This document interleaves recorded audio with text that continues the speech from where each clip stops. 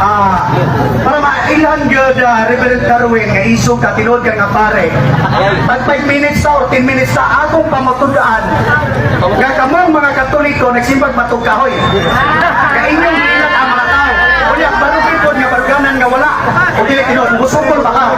Akong pamutadaan, nga kamong mga pare, naglimbong o nagpikas o nagbaka sa mga tao. Kay inyong ipasimbag matugkahoy. Imo ko pamatudaan nga wala. Musukol baka. Tag 5 minutes or tag 10 minutes ison. Aron makita kung kinsay nagsulti sa kamaturan. Ayun ang pangutana. Una, tinanggang igsuon, open forum ni dinidibate. So, muna nga, pangutan na lang. Pangutan na lang. So, ang iyang pangutan na, nagsimba kuno ta o nagsimba kuno ta og ribulto, nagsimba kuno ta kahoy. Ako nang ibasa ang katekismo ng Catholic Church. We do not worship as God, but we honor them. Irespeto ta kay balaan man ang butang. Ako ibasa ka ganina, kaalam sa SGS, ang respeto sa balaang butang mahimong santos, mahimong balaan. Wala nagrespeto ta karon. So, karon di ta magdebate. Okay. Pangutan na lang. Remotan ako. Oo. Maghimo mo sa ruling nga di pa niya program. Oo, ano, agresibo lang gaya. Sige, pangutan na, Pastor. Pastor Archie Arnides. Soldier surprise. Okay. Ako'y pangutana. Una, nag-ingon ang Habakuk 2:18. Unsay kapuslanan sa mga linilok nga mga ribulto, nga mga larawan, nga mga binuhat sa kamot sa tawo, lata, bato o kahoy nga nagatudlo sa mga tawo sa kabakakan. Pangutana, inyong ribulto, nagsulti ba tinuod sa mga tao o wala? Okay, ato sundan. Ang teksto, hinay man.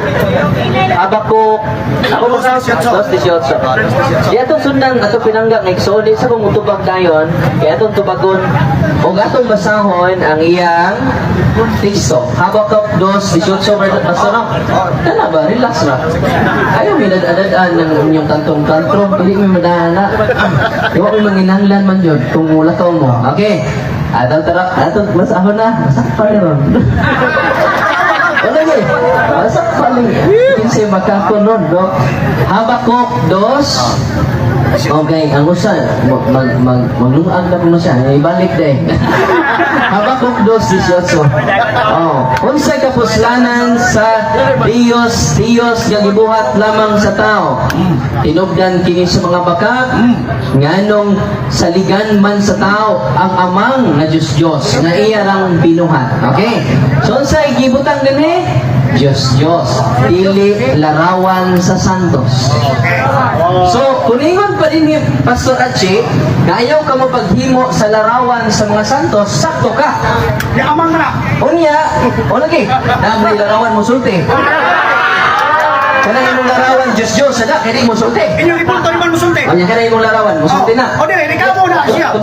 Kana sa imong larawan, mo sulti na. O dili, ano na. O bakakon, sada, basta mo. Diba? Ano nag-ampo man mo na. Yan ang pa yung tato. Makita mo sa tato eh. Tikas. O si Jesus Christ!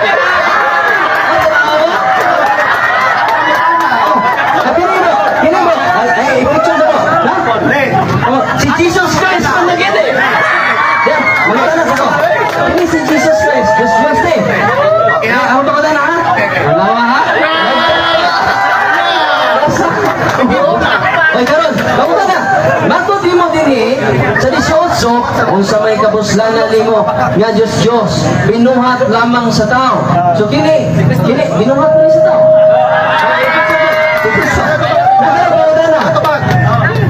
Meron ba na? Pinangga nga pastor. Okay. Nga naaman na kay Diyos diha. Nakasupak ka na ini. Dapat ako ng baon. Ikson, sa una, wala pa ko nagbasag Biblia. Pero sa diha sa Roma 1:22 to 25 nga ako nabasahan. Ang inaw mo mga Katoliko nga Romano. Matod nila, maalam sila apan mga buang-buang diay. Nga naman, ikaw sa Juan Pablo, imbes si mayao nila ang Diyos na mo'y nagbuhat sa langit o sa yuta, mao na hinagihimaya nila ang mga binuhat sa kamot sa tao. 24. Apan gipasagdan na lang sila sa Dios diya sa mangilaad nga gitingwa sa ilang kaugalingon. 25. Kaya ang kamatuoran may tungod sa Dios, ilang gipulihan o bakat ang kamatuoran o may ilang gipalambi o gisimba o gilagaran ang mga binuhat sa kamot sa tao nga unta ang mabubuhat nga maunta ang angay daygon hangtod sa kantoran. Amen. Karon, inyong ipulto, nganong nagimaya mo ni Maria, pakita ako sa Biblia nga imayaon o simbahon si Maria nga nagingon man si Kristo sa Lucas 4:8, giingnan niya si Satanas. Satanas, simbaha ang Ginoo nga imong Dios o siya lamang ang alagari. Apan inyong gipaalagan ang mga tao sa mga batok, mga kahoy. Soon, ilaot pa nila, soon. Ako pangutana, si Maria nga batok kahoy, inuwaat sa kamot sa tao, dili.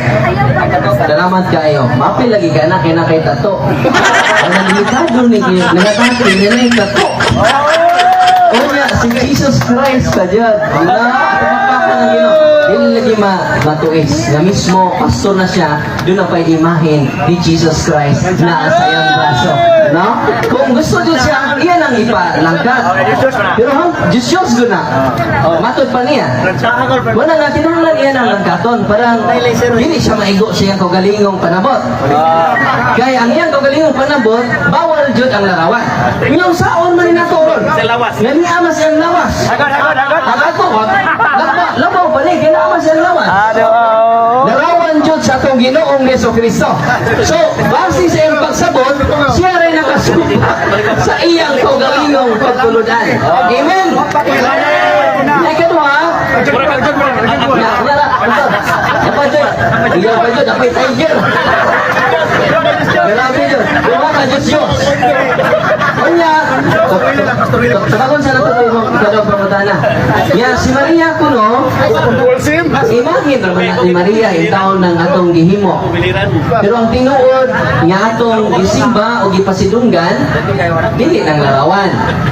Ang term na veneration, pagrespeto, dili pagsimba isip Diyos.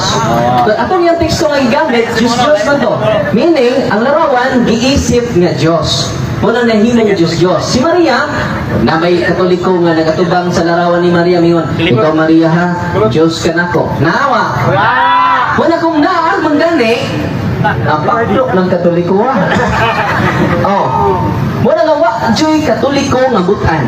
Yang mo atubang sa larawan ni Maria mingon, Maria, ikaw ako Diyos. Isaias, atong masahon na ang Isaias 44:16. Yan naghimo sila ribulto o paghimo nila sa ribulto, ilang misimba ang ribulto o bingon sila sa ribulto, luwasa ako kay ikaw ang akong Diyos. Kung saan nasuwat sa Isaias 44:16, naghimo sila larawan o nagkatuban sila sa larawan. O ang ilang gisulti, luwasa ako kay ikaw ang akong Diyos. Ang ilang larawan, mao ang Diyos. Pero kita Katoliko, ang atong Diyos, dili ang larawan.